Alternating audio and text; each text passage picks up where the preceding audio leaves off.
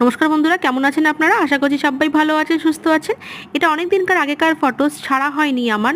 আজকে ফোন ঘাঁটতে গিয়ে হঠাৎই চোখে পড়লো, তাই ভাবলাম সুন্দর করে এডিট করে ফটোগুলো আজকে ছাড়ি। এইটা একদিন আমরা ঘুরতে গেছিলাম বাংলাদেশের বর্ডারের কাছে।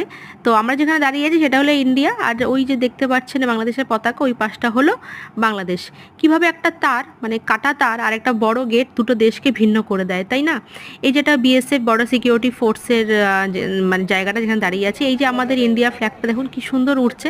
এই ইন্ডিয়া ফ্ল্যাগটা ওড়াতে দেখে আমার একটা হিন্দিতে একটা কথা মনে পড়লো, একটা লাইন মনে পড়লো, যেটা হলো বিজয়ী বিশ্ব তিরঙ্গা প্যারা, ঝান্ডা উঁচা রহে হামারা। সত্যি আমাদের দেশের পতাকা যেন এইভাবেই মানে উঁচু হয়ে, মাথা উঁচু করে যেন থাকতে পারে। আর এখানে বাংলাদেশে সানডে করে অফ ছিল, যেহেতু আমরা সানডে গেছিলাম, না হলে কিন্তু প্যারেড দেখতে পারি।